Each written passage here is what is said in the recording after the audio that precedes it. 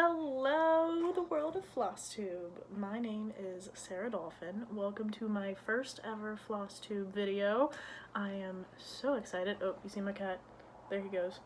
I am so excited to be doing this. I am currently stuck in quarantine. I know, the key word, but I'm really bored. So, I decided to make a Flosstube because why not? I love all of you. I love watching videos. Figured I might just start making one. But, so, here we go. My name is Sarah. I am 22 years old, which I know is a little young for cross stitch, but here I am. And yeah, so I really wanted to make a Flosstube because I finally start having a lot of things to show. Which we'll get into that. A little about myself. I think I said 22 years old, but I am a college student in Austin, Texas, at the University of Texas at Austin. Hook 'em. And I'm a senior, which is a little scary. And I am going to medical school after this. So, AquaticStitch MD, hello. I would love to talk to you if you end up watching this. And yeah. I have an stitching Instagram. If you want to follow it, I'll put it right here. But it's at AquaticStitches, AQUATIC. Yep, that is me. And then a little bit about how I got into cross stitching. I was a ripe old 10 years old, and I was on family vacation in Galveston, Texas. And it was raining the entire time we were there, and my grandmother was about fed up with me because I was being annoying, as all 10-year-old little kids do when they're cooped up inside and want to be doing cool stuff on the beach. I was super annoying, and I was like, oh my god, I need something to do. I read through all the library books that I had brought. The Tour de France was on, so I was a little bit bored because my mom was watching that, and she was doing cross-stitch and puzzles and stuff like that, and I was like, I need something to do. So off we went to Walmart to look at the craft section, and lo and behold, I picked out one of those very 90s kids briefcases that had the stamped embroidery, stamped cross-stitch on it, and I did that for a week straight. Loved it, and I have no idea where that went now, but that's fine. And I loved it so much, but I didn't continue doing it. And then fast forward to my sophomore year of college, and I was bored again. And it was during the summer, and all of my friends were back at home, and I was taking summer school classes, and I was like, oh my god, I'm bored, there's nothing to do. I am sick of watching Netflix all the time and just doing nothing except for school and Netflix. It was horrible. So I picked up cross stitching again because I was like, you know what, that one time in Galveston I really liked it, let's do that. And so I had these little kits that my mom had from way in the 80s and the 90s, where were ornament kits. So I did one of those, and here it is. Still have it. It's super cute, but don't look too closely because it's not pretty. That's okay though, because I then learned and was like, you know what, this is really cool. Got on Reddit, r/cross-stitch, good stuff.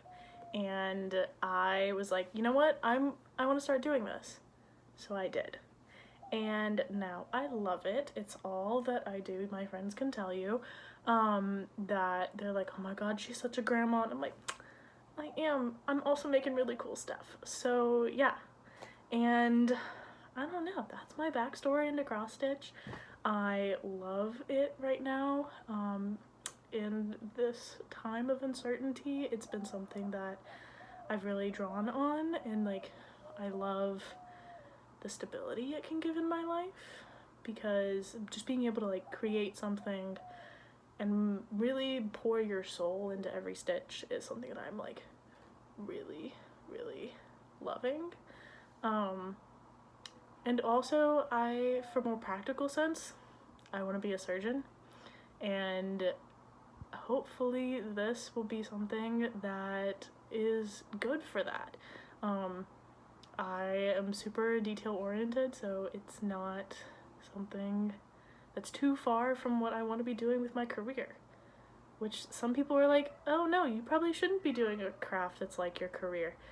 I'm not there yet, but I hope that one day my love of stitching beautiful stuff will help people in the long run.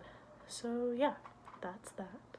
And then I have a lot of FFOs that I can show you, which I'm going to, but these are not like recent FFOs. These are like things to show you that I've done. Ooh, sorry about the lighting. That I've done in the past.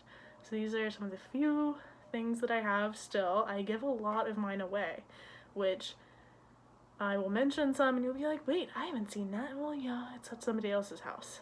But yeah, so I showed you my first ever FFO. It's a little hanger that is a church, Star of Jesus, and then these were my first ever French knots. I'm not proud.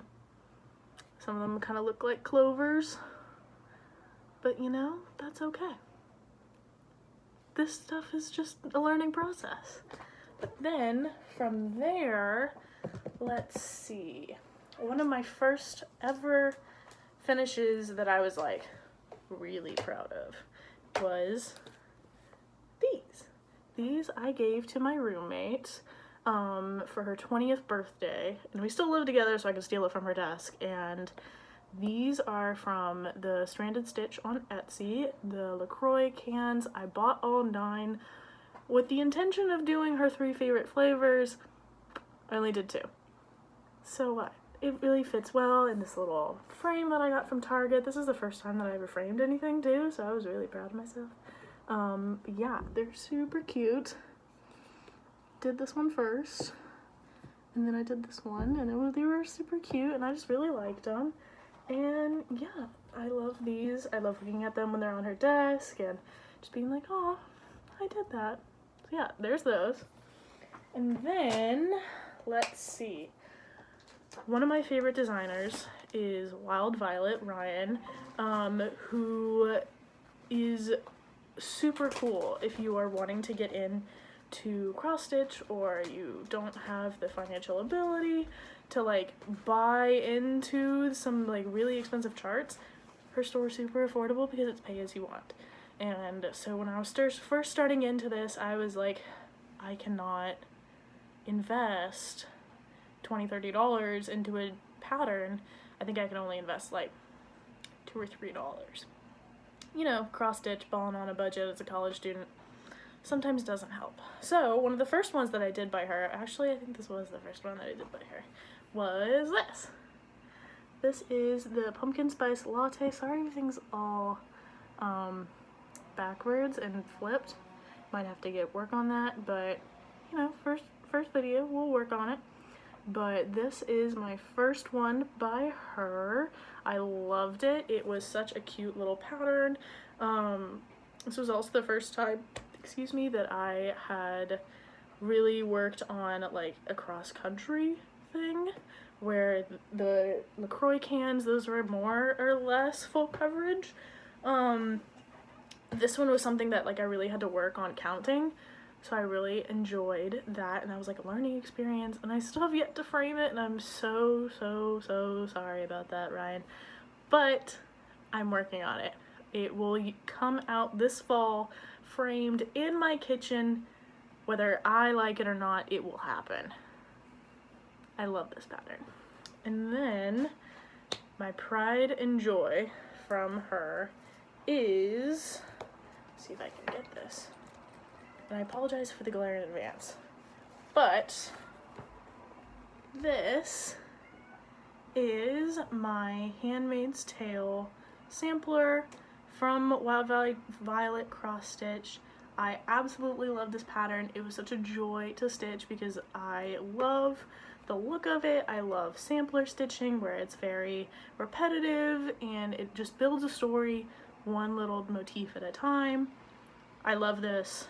I also love The Handmaid's Tale, both the book and the TV show. Yeah, so this is actually one of the things that I am so proud of as well, because I framed this all by myself. I bought the frame at Goodwill. It had some child's photograph in it, and it had the mat board with it, and I was like, that's perfect. That is the perfect size. I need to do it. It was amazing. I loved it. And this hangs on my wall here in my apartment in Austin. But yeah, I love this piece. It's one of the things that I am most proud of ever. You know, yeah. And then, just moving on from there, let's see. I have a lot of smaller things that I've done recently where, let's see. I don't have all of the, between that sampler and the rest of the ones that I stitched, I did the stitch along, but I don't have that with me. It's hanging in my grandmother's house because she loves the Golden Girls so much, and she helped me finish it because I messed up at one point and was like, what am I gonna do? And she was like, it's okay, do this. And so yeah, I did that. It's hanging in her house.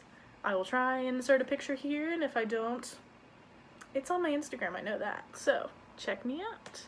And then after that, I did 2 winter stitches, which I loved. This one is from Stitchonomy. It is the Winter Sal, and I love this. It's made, here, go a little bit closer. It's got metallics. I ice dyed this fabric.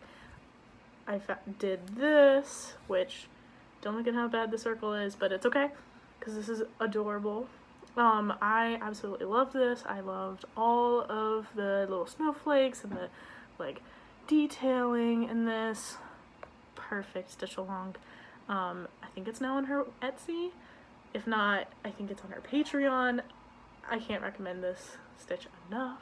I loved it. One of my friends almost started trying to do it because she wanted to get into cross stitch. Unfortunately, she did not start it, but she really wanted to, so maybe I'll try and get her to do it.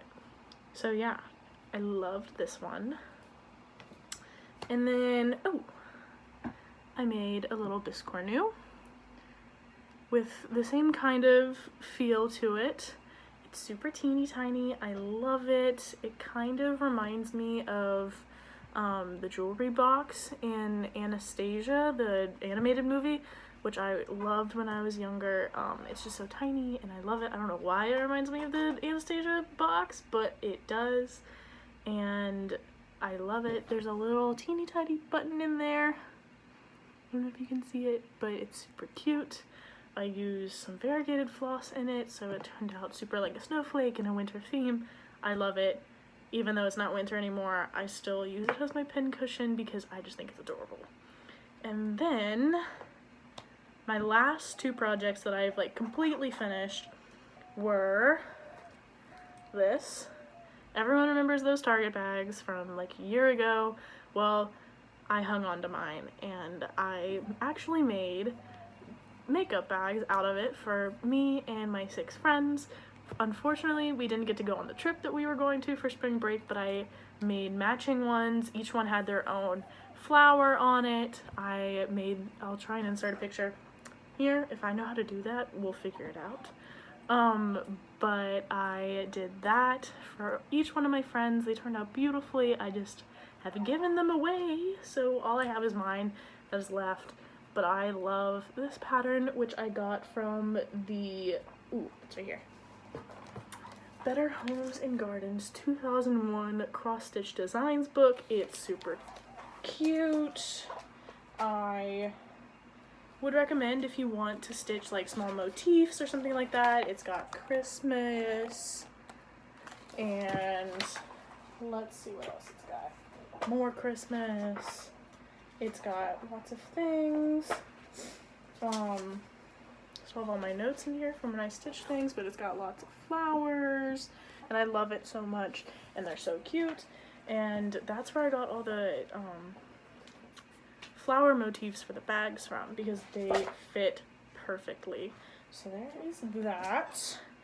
And then, like I mentioned before, I am a senior at the University of Texas at Austin, and I actually study anthropology, which is the study of humans. I study the human body, so I study the way bones interact in the skeletal system itself, but also in the way that culture interacts on the human body itself and how culture impacts bones. If you want to talk more on this, please talk to me about bones. I swear it's not going to be too creepy, but for my graduation cap, I cross-stitch the hook'em sign. Let's see, light's getting a little weird on me, but out of a toile, I did cross-stitch. It's got cat hair on it, I'm so sorry. But I attached a tassel, and it's so cute. Hopefully I get to wear it, because I would be really bummed if I do not. Unfortunately, graduation seems like it's about to be postponed. We shall see. Hopefully I get to wear this once in my lifetime because I put so much work and love into it. This semester I'm a TA for a human osteology class, and I taught my students the hand bones, and I absolutely love this piece. It really portrays who I am and what I'm passionate about, and besides cross stitch, you know, but I really love it, and so I want to cherish it. Even if I don't wear it, it's going up on my wall. It's gonna be super cute. I love this. Yeah, so there's that. So that is a lot of my collection of finishes. I have more. They are fortunately enough, I have beautiful friends that love my work, so I give them away a lot. And yeah, I love doing that for friends. I love stitching every bit of my love for them and then giving it away, and it's so cute. But yeah, that is my finishes. Now let's move on to whips because I have a few. So I'll start off with this one. This is the Linens and Threads 2020 Quaker Sowl. It's called Friends and Family, I believe. If that's wrong, I'll correct myself here. But I am stitching this. I only have the January portion finished. But there is that. And it's on this beautiful linen by Mystic Fabrics, which is a Facebook page, but also a website. She does do website orders as well, but it's beautiful hand-dyed linen. It's got this beautiful variegation on there. It's sparkly, and then so I decided that I just wanted to do simple white stitches on there because I really love the fabric so much that I couldn't find something that would not take away from the fabric, which a lot of stitching would, like if it was a weird color on here. So I really wanted to highlight the fabric, which I love this fabric. It's so beautiful to stitch on. I think it's a 36 or 32 count linen. I love it. I've been holding on to it for literally a year because I couldn't find the thing that I wanted to stitch on, and then when I saw this sowl, I was like, yes, that's how we're gonna have to do that. Cool, so there's that. And then I am stitching on Jane Marshall 1857 from Hands Across the Sea. I'm so close to finishing it. I almost finished it before this, but then I was like, oh man, like I really should just show it to them. This is so close to being finished. I'm not sure what I'm gonna do with it yet. Maybe just frame it, maybe turn it into a pillow. I'm not sure, but I love the color on here. I used Vonna the Twisted Stitchers conversion because, like her, I'm not too much of a like pinky gal. I more prefer like dark pink and red, so I did her conversion, which you can really see in this motif here, where it's not as light. And I really love it. I think it's super cute. I've had to explain to a lot of people like what a reproduction sampler is with it when I take it places and stitch, and they're like, why does it say somebody that you don't know? And I'm like, well, you see, that's a really cool question. So I love telling people about like historic stuff with it, and yeah, I love, love, love this one. It's super, super cute. I'm probably gonna finish it today, and I'm very excited about that. So there's that. And then I have one other whip that I'm like currently actively working on, you could say. This is a temperature stitch along.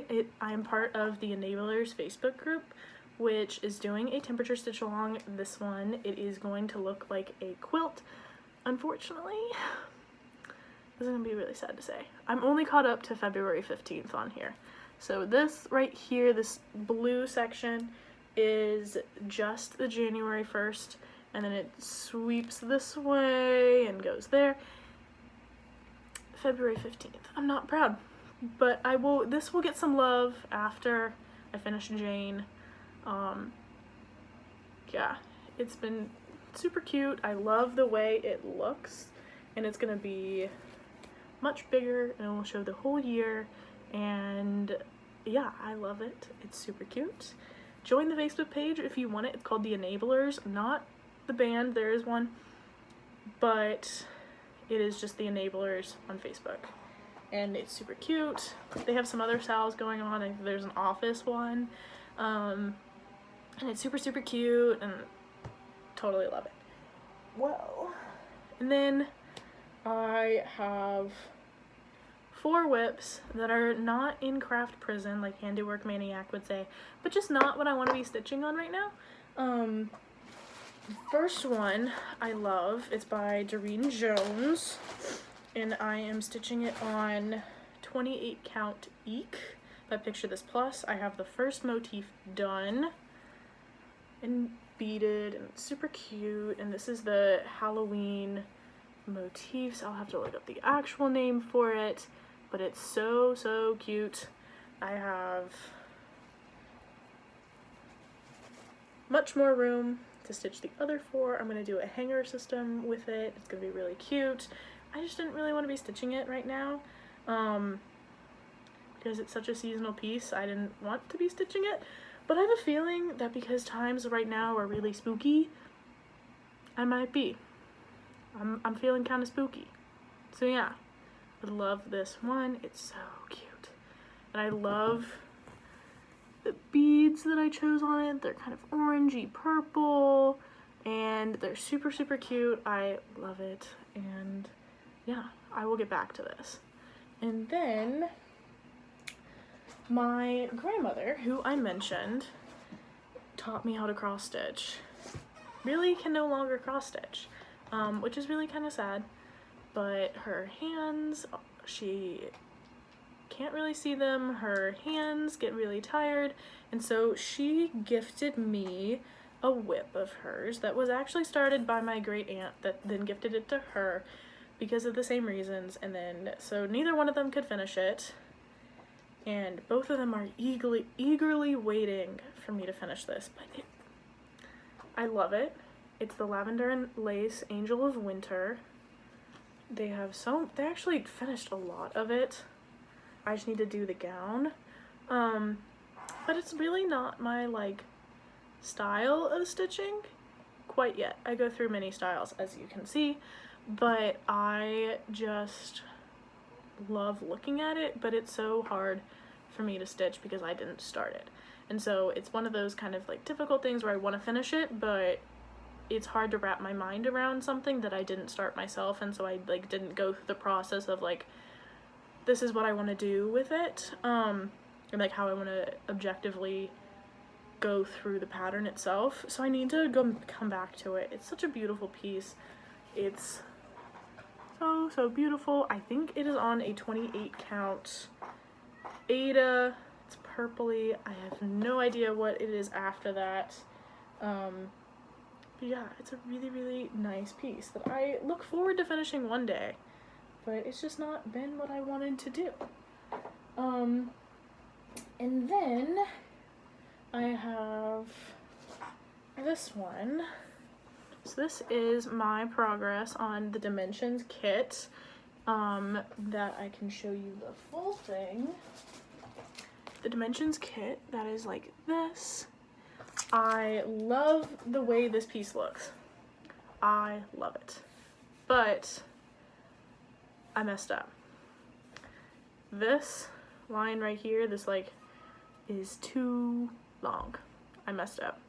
It's 1 stitch too long, which means all this is 1 stitch off, and it really threw me for a loop. And I also was stitching it over last summer when I was studying for the MCAT, which, if you don't know, is the entrance exam to medical school. Sorry, my cat is deciding he wants to get involved as well, but the medical school exam was really difficult, and it really put me in a really stressful situation for 3 months, and that was my stress release. But I also kind of associated it with the stress of my MCAT studying, and so I really need to just let that chill for a bit and then get back to it once I am past being traumatized by that super stressful exam. It is probably one of the hardest entrance exams that people can take for a upper division school.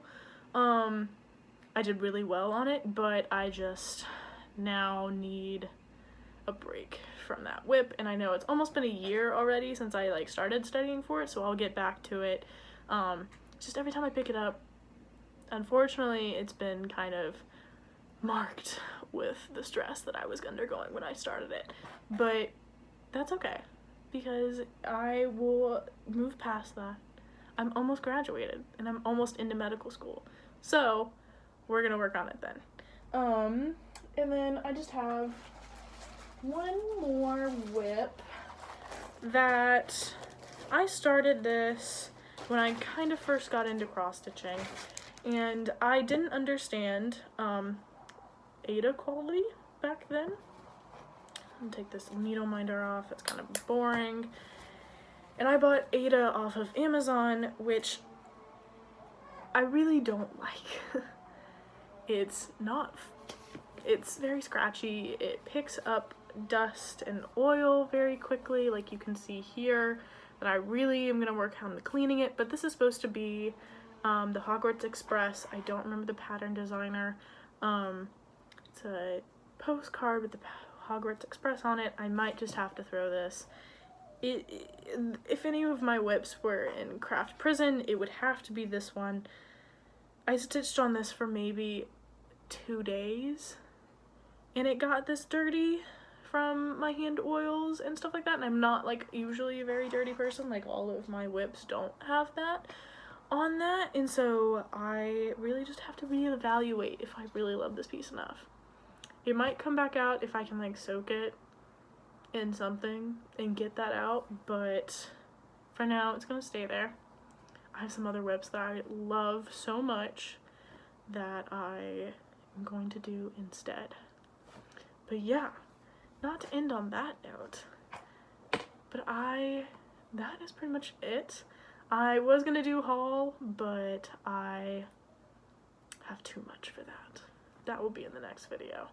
But yeah, anyways, it was so nice doing this video. I hope all of you Flosstubers and Flosstube watchers enjoyed watching this. I'm super excited to continue this, and yeah, bye guys!